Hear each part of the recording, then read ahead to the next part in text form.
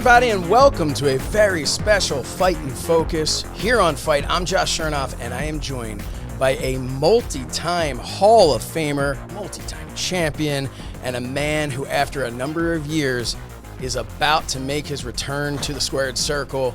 Please welcome, you know him as X-Pac, you know him as Six-Pac, you know him as the 1-2-3 Kid. We know him as Sean Waltman as well. Sean, thank you so much for being here. Thanks, Josh. Appreciate you having me on for this, man. Oh, no, I'm excited to have you on. It's one thing to be able to talk to you. I talked to you at the Hammerstein right after you made that run-in at the end of Matt Cardona's match. But, at that point, hey, we didn't know what was next. But now we know it's going to be you and Joey Janela versus Matt Cardona and Brian Myers in the ring. It's going to happen this Friday, 11 p.m. Eastern time, right here on Fight for GCW. So let's kind of just, I want to go back in time. I want to say, was it 2018 or 2019? You had a 6-man tag, right? Yeah, that was your last match. Even before that, I wasn't having any matches. That was a special occasion where it was Liger's, retirement tour. Mm-hmm. And so I was just honored to be a part of that with him. Oh, sure. And so that's honestly the only reason I even had that match at the time, because I was just, I had knee surgery a year ago, and my knee, my ACL was torn, and had been torn since probably 14 years. It had been torn, 13 years maybe. Yeah, so I've been working, and it limited me, and I wasn't real happy with what I was being able to do. I'm very proud of have a lot of pride in my work in the ring. And so, I just decided it'd be better if I didn't wrestle anymore, if I couldn't do it how I wanted. So that's what I was going to ask you. So what was, because obviously we know you had neck injuries, and surgeries over the years. You've had a number of different injuries, some less flattering than others. So I was curious what it was that made you, so I understand you came back for, Liger's farewell tour. Prior to that, when would you say was the end of your consistent, at least once a week, or you're working consistently? When did that kind of wrap up? Well, I can tell you when my last actual really good match was, match I was really, really proud of, and I was still working regularly then, there was this company called Chikara Pro. And they would have this King of Trios tournament every year. And I wrestled on that as 1-2-3 Kid. I remember. And I wrestled El Generico. Mm-hmm. And I had some other matches that weekend too, but that was the one that stood out. And it was, I say it was the last great singles match I ever had. And that's really, for me, was the end of that for me. And all the other matches after that were kind of just, me doing my greatest hits, like an old school musician that does a medley of their greatest hits, right? Yeah, so, and you know what? And there's nothing wrong with having a career where you are that nostalgia act, where that being on the show, your name being on the card, drew the fans. People are excited. They just want to hear the music. They want to see you come out there, do the crotch chop. They want to see all that stuff, and they want to pop for it, and they want to get excited. And there's nothing wrong with that at all. Obviously, you've earned that right? It's not like you walked through the curtain on your first match and you were a nostalgia act. You earned the right to be that. But from the way, you know what, Josh, and a lot of people, they just come there for that, right? Mm-hmm. They come to get that nostalgic feeling, and man, it's a great feeling. I feel like that with the stuff that I love from from younger. The thing is there's not a long shelf life for that. You can show up and be a special attraction every so often, but you can't stick around, right? It gets old quick, right? So it's not and so I got to come up with some, maybe a few new tricks even, maybe I might play something off the new album, so to speak. And that's kind of what I'm curious about is, you are somebody that the fact that you are able to, and I love that you've had that gear in the past that was split of NWO and DX, because I mean, realistically, of course there was the WWE NWO, but realistically, who else can say, you know, that they were such a vital part of two of the biggest factions from two completely different promotions. So that's really cool. But my question is, and I've had this conversation with I used to do a podcast with the Blue Meanie, and he had talked about how, like, there was a time where he dropped a ton of weight. He was trying to reinvent himself, trying to have a different look, and people were like disappointed. They're like, nobody wanted to see we wanted to see that. Yeah, they wanted to see that the Meanie dance. They want to see the cutoff shirt, and you know, so there is that fine line, and like you alluded to it as using the analogy of a musician. It's very much that, you know, you have these musicians that you're kind of like, oh, I'm glad you're still writing some stuff, but that's not really why I showed up. Exactly. But now I feel like we're kind of in this different time. We're entering this different time. GCW is a huge part of that. Mm-hmm. When you came out there, did you get a nostalgia pop? Of course you did, because they know who you are. But that to me was not what was really going on. That pop was, I think, everybody feeling that there was a future to this, that you weren't coming out there to remind everyone of the past.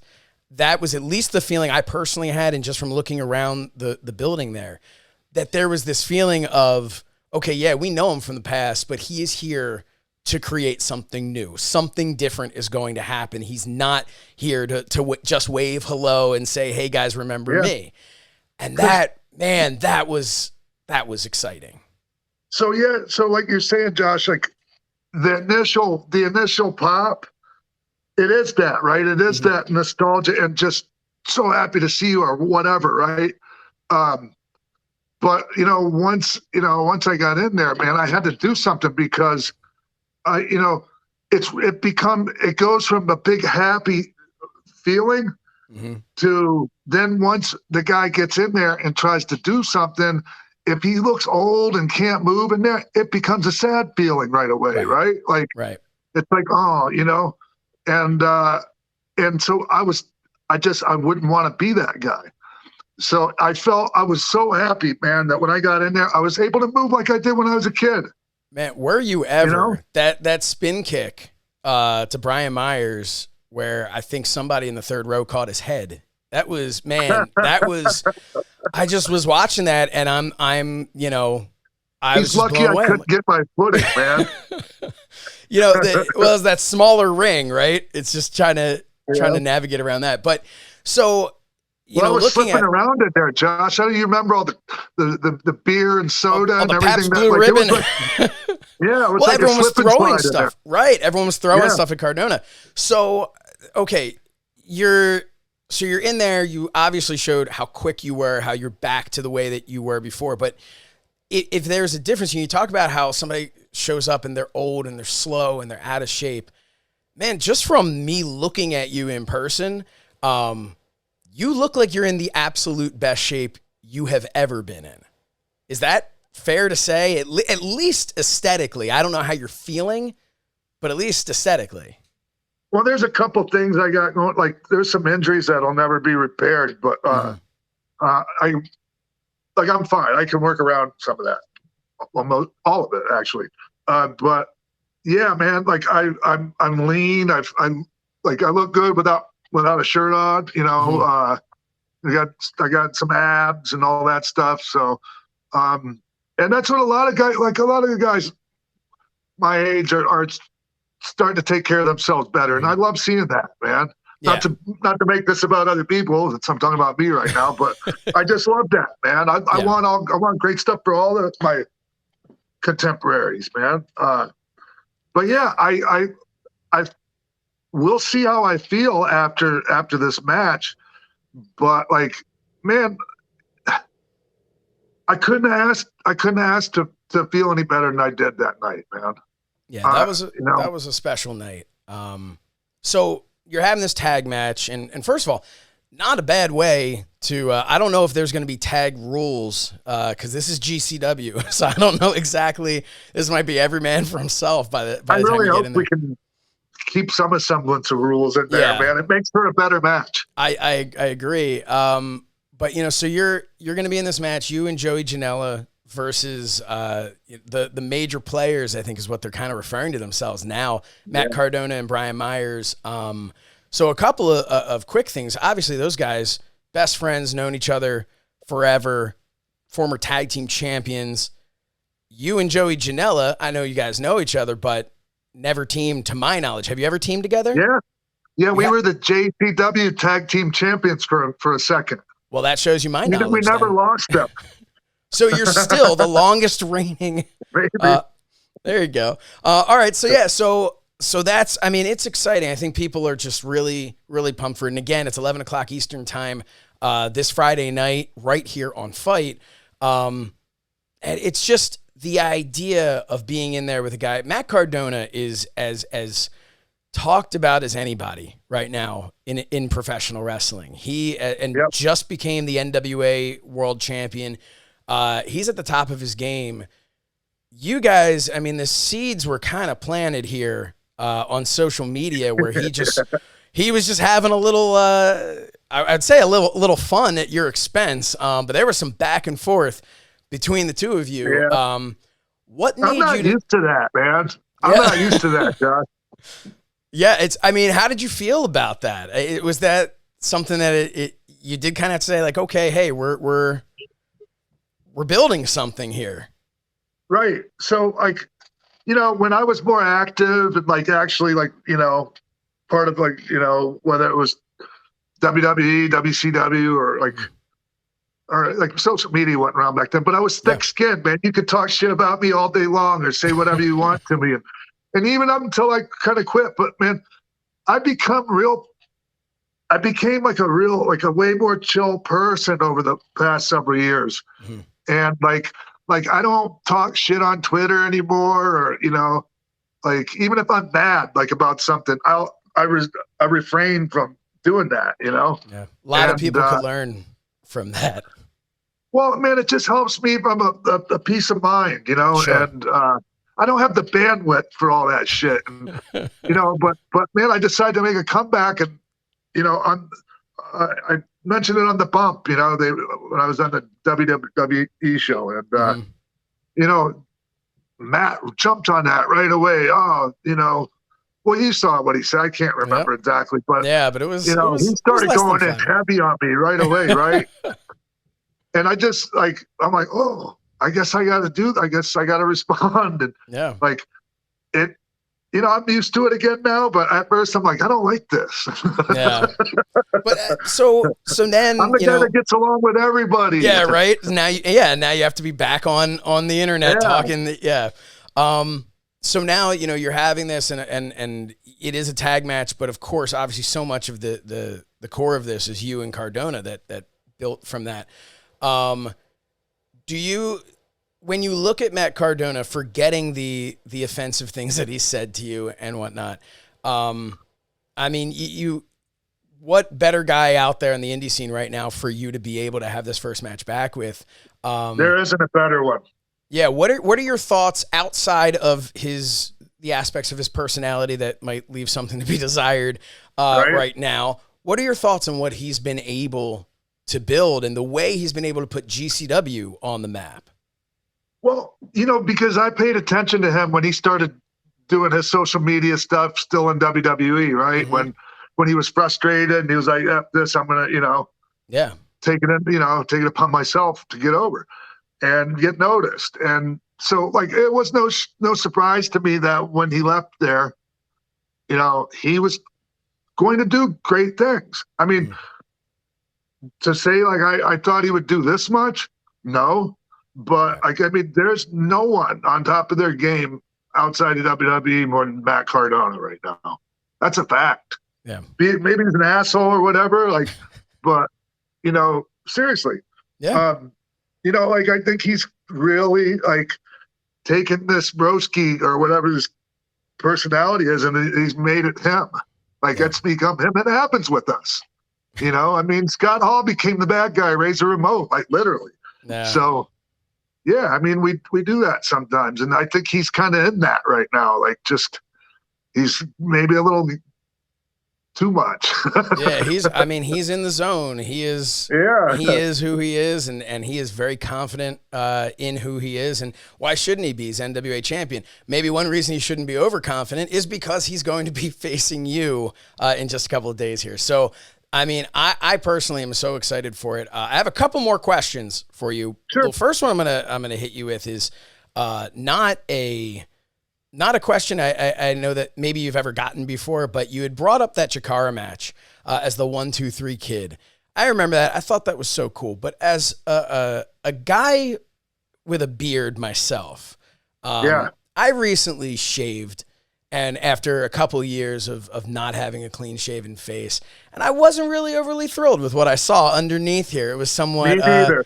Yeah, it was almost shocking. So that's what I want to know. Was there any nervousness of that? Should I really shave this off? I didn't want to do it. The guy's real good at talking people into doing shit, and I hated it. But it was fine for that day. You know? I mean, it was perfect for what it was. It absolutely, But I just always thought to myself, as someone like when I've shaved after having a beard for a while, and now, now you've got you got a quality beard going on right now. Big ass beard, yeah. But so I guess winding down here a little bit, what I want to know is you're entering into this new phase of your career, this comeback phase. You're a 2-time WWE Hall of Famer.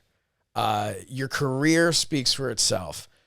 So a lot of people could look at what you've done and say, okay, but what else do you really have to prove? Why come back, right?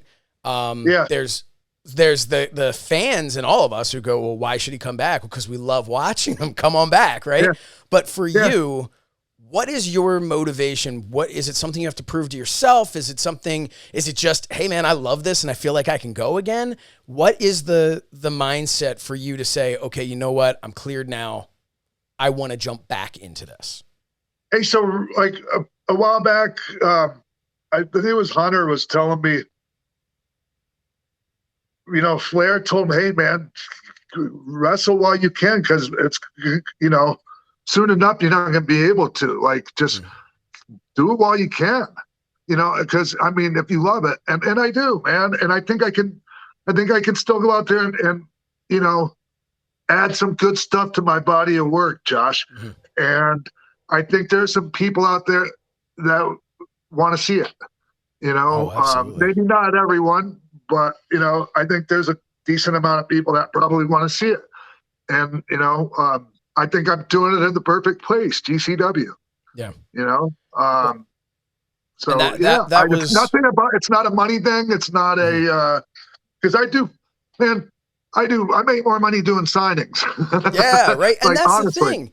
You've got this, you have this great career as far as a body of work. You're, clearly still very popular. I know I've heard interviews where Scott Hall and Kevin Nash will talk about how like the people want to see them. They have these kids coming up to them doing the Too Sweet and wearing NWO gear. These kids that were born 15 years after the NWO ended.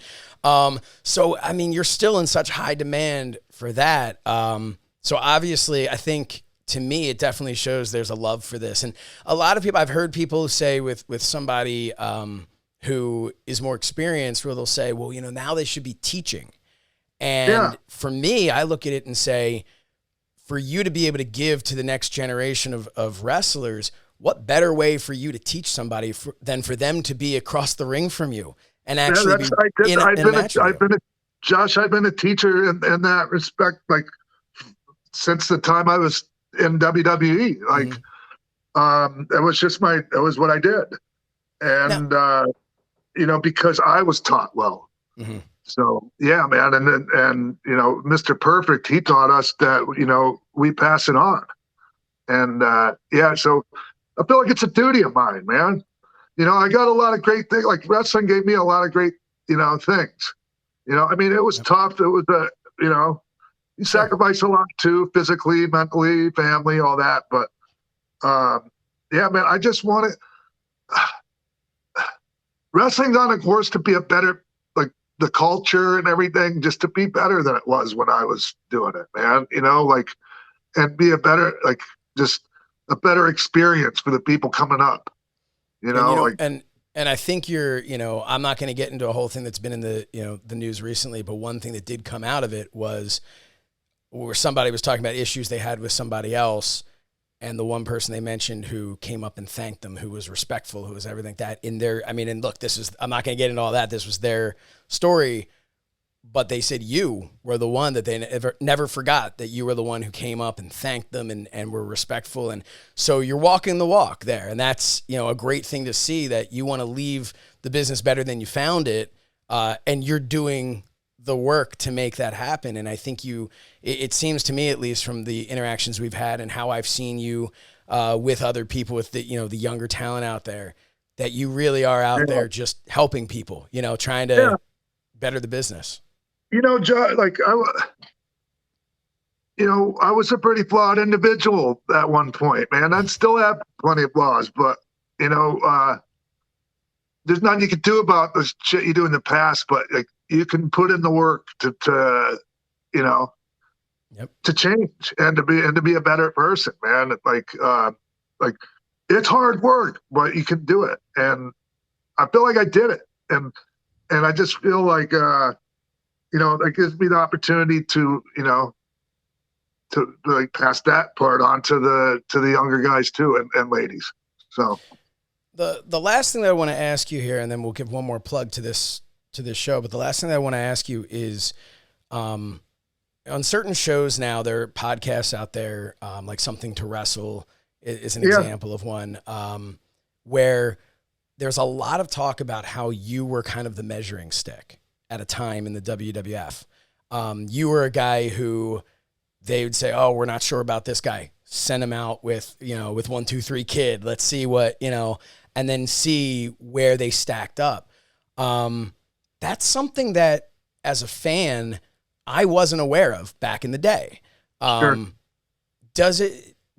What does it mean to you to kind of, the fact that fans are now all these years later starting to, I guess, reappreciate you? Because everybody did, but fans are starting to appreciate you in a different way. They're starting to watch old matches of yours that maybe we enjoyed once upon a time, but now looking at it with a different type of respect and a different view on the skill that you had. How does that make you feel at this point?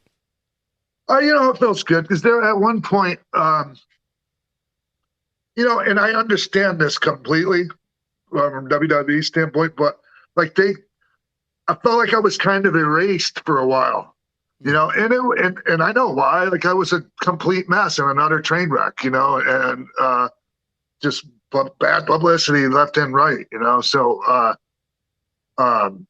so I get it, but then the WWE network happened, and like, you couldn't hide me anymore, right? Because I was right there for everyone to see. Part of the biggest things in wrestling, yeah. Yeah, and then I changed my life too, and like I was talking earlier, I put in the work, and they unerased me. So, but yeah, no, it feels nice, but I will say this, I never wanted to be the guy that decided who got a job and who didn't, man. That's horrifying for me to think about, like, that I was the reason why somebody didn't get a job, man. Like, man, that was never it was never understood that way. Like, it wasn't a spoken thing, that's for sure. That's how they looked at it. I can't do anything about that, but it was never like, hey, kid, should he get a job or not? Like, I don't know. It was never anything like that. So you weren't really smartened up to the fact that they were putting that person in with you to kind of. You kind of knew, but it was never a spoken thing, Josh. Okay. It just always seemed to be what happened.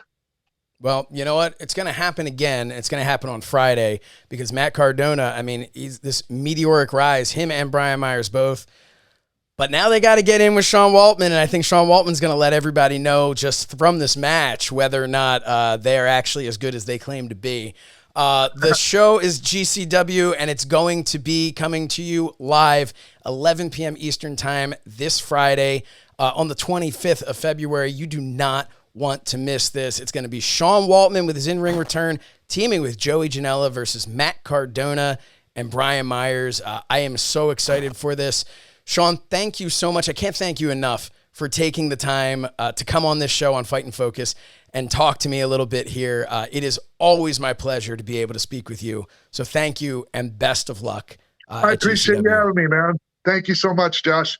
Absolutely. Everybody go right now, FITE.tv, order GCW this Friday, 11 p.m. Eastern Time. We will see you then. I'm Josh Shernoff. He is Sean Waltman. Thank you for watching Fight and Focus.